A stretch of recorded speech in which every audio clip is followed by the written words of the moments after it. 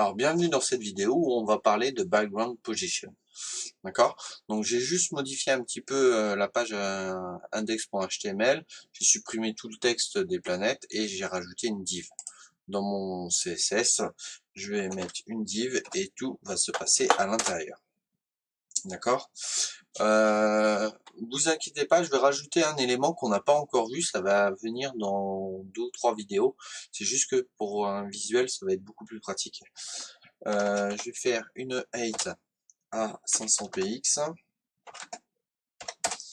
une width à 500 px aussi.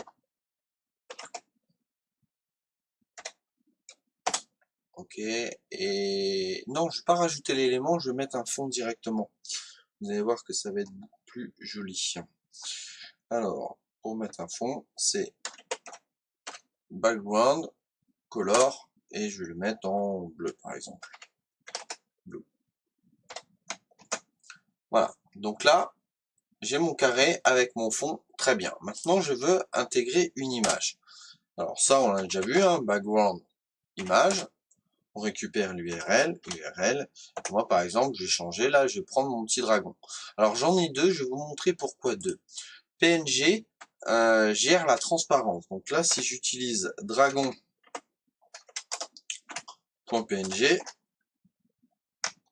hop, alors, je vais mettre no repeat, donc background repeat à no repeat.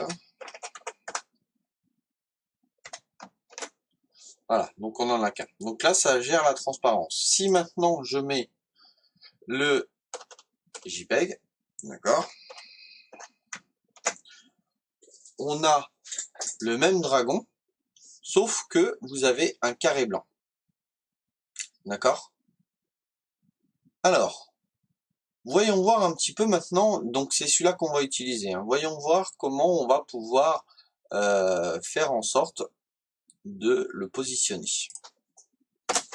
Si j'utilise, donc on va utiliser background position, d'accord? Ok? Et là, par exemple, je vais lui mettre une valeur comme top, d'accord? Directement, il vient se placer en haut. Alors, faut savoir une chose, c'est que sur les images, là ici, vous avez une case ici, ah, ça c'est son image. Le point d'origine, c'est, alors très souvent, d'accord, le point d'origine, c'est le point en haut à gauche, d'accord? Ça c'est le point 0, 0. Donc quand on dit top, du coup, c'est lui qui se met en haut. Ok? Alors, on va mettre bottom. Et là, du coup, on a calé l'image en bas. Ok? On peut très bien dire center.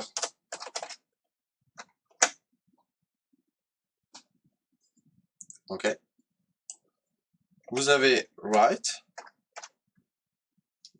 J'ai acheté. Voilà. Et bien sûr, on a left. Ok? Jusque-là, pas de souci. Imaginons maintenant qu'on veuille donner des coordonnées bien précises. D'accord? Donc le premier, ça sera les coordonnées des abscisses, donc en X. Donc je vous rappelle que c'est dans ce sens-là, de façon horizontale, d'accord? Et les ordonnées, donc les Y, de façon verticale. Donc si par exemple je veux donner ici, on va imaginer, je sais pas, que je suis à 50 pixels et 50 pixels, d'accord? J'ai juste à mettre 50 px, 50 px, ok? Et là, mon point d'origine se retrouve bien à 50 pixels, 50 pixels, d'accord? Si je veux faire la même chose et que je veux que, par exemple, mon dragon sorte de ma case, et bah, je vais lui mettre 450 à 450. Et là, vous allez voir que mon dragon est sorti de la boîte. Ok? Et comme c'est un fond de ma div, et ben, il est pas affiché. Ok? Donc on va remettre 50-50 pour le voir.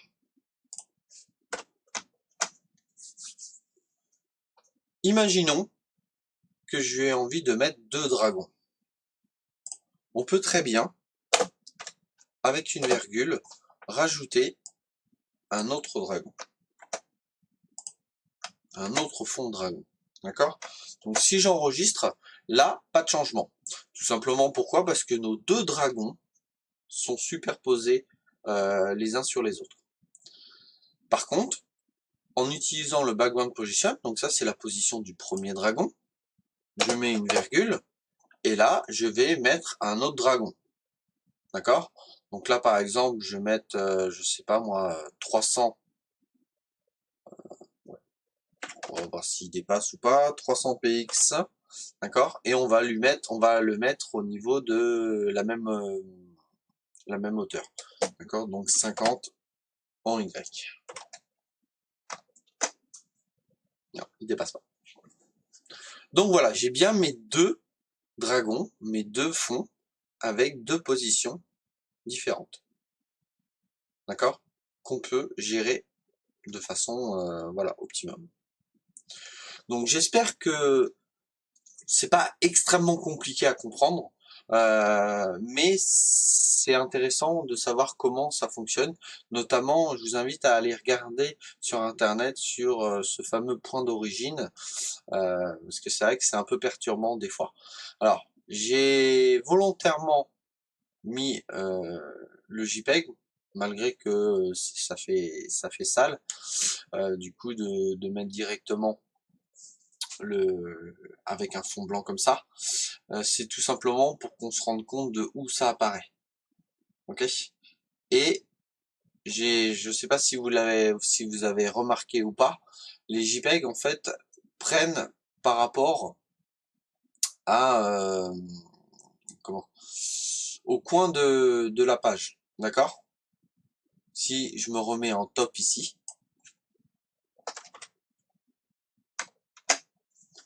vous voyez qu'il est sorti du haut.